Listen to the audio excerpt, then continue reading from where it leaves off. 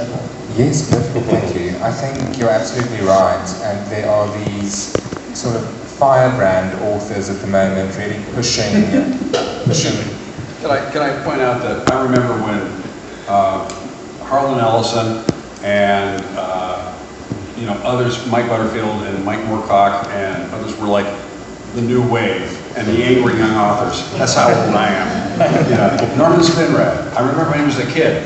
It's like what goes around comes around. I think Moorcock's New World was a seminal. Yeah, well, it was great. No, he was an influence on me. The Valharu are a one-off on things I liked about the elder races with Elric.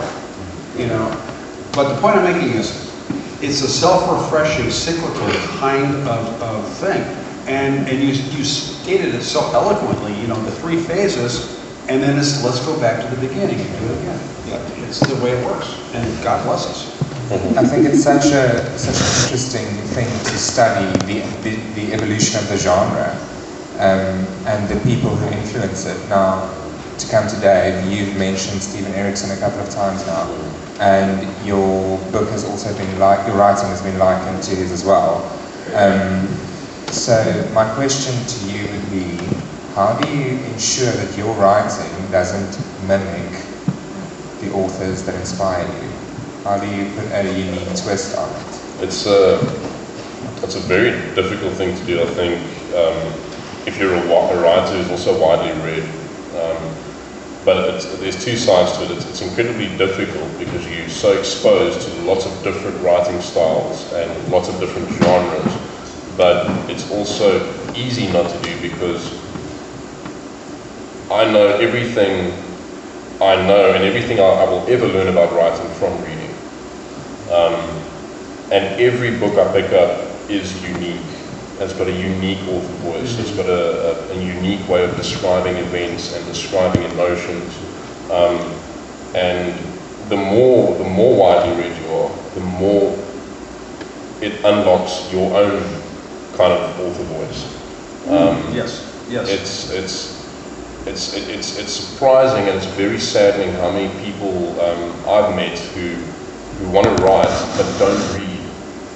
And I look at them and I think, you know what, you're not going to be able to do this. You're going to come up with something that is going to, the only socks you're going to knock off are the ones that go into your washing basket, type of thing. You have to be widely read, and the more widely read you are, the easier it is to write the way you want to write. It's a totally unconscious thing, I think. Yes. It's completely unconscious. You don't have to even try, because the best writing happens when with a shock you realize I've had about 7 cups of coffee and it's 6 the next morning and you've got to go to work, and where everything just disappears, everything around you disappears, and that's when your author voice comes through, and that's when you're not mimicking anybody else.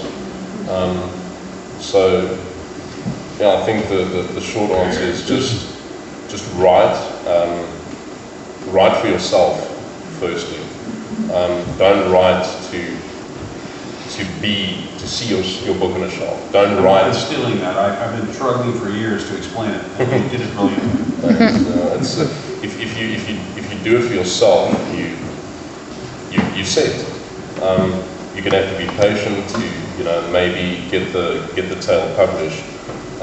But if you do it for yourself, you are already unique in what you're doing, and your work will be unique. Yeah, you got to be true to your muse. For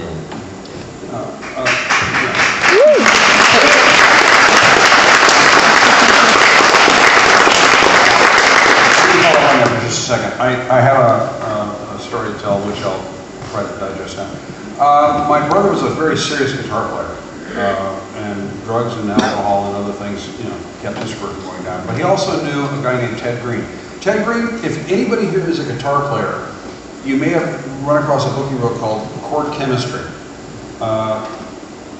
Ted did not want to play in public. Ted did not want to tour. Ted did not want to be in a rock band. Ted gave music lessons. Ted gave music lessons to people like Eric Clapton, and Alan Lee, and Jeff Beck. you know, and when the heavies flew into LA to do a gig, they would make appointments with Ted to get guitar lessons. That's how good he was. So he had the technicality, but he had no passion to perform. You know? And you have to have both. You have to have the skill set. And there's a thing about being a writer who wants to be published, which very few of us will ever admit in public, is we're arrogant bastards. I'm going to tell a story and you're going to pay me to hear it. It's about believing in what you're doing. And if you believe in what you do, you find that voice you're talking about. And you said it so well. There's a great interview with Leonard Cohen that I read. He was talking about when he started out. He started out writing songs for other people. And then there's a point where he decided he was going to try and make a go of it himself. He said it was never a question of what kind of song I would sing. It was only a question of whether I would or not. There was only one kind of song that would come out of it. That's the yes. And you know, to follow up on one other point, it's like if you trust your gut, if you get into that emotional center that is you, then you don't have to worry about sounding like other people. You know, it's like I saw Ted do a thing one day we were talking, and he said, well, you know, if Jimi Hendrix played this riff, it would sound like this. And if Clapton played it, it would sound like that. And if Jeff Beck played it, it would sound like this. If Jimmy Page, and my brother, who's a serious guitar player, and are sitting there, and our mouths are hanging open because he sounds like every one of them. But we never heard who Ted Green was when he played it. So you stop trying to be somebody else. Trust your gut. Trust your passion, trust your inner self.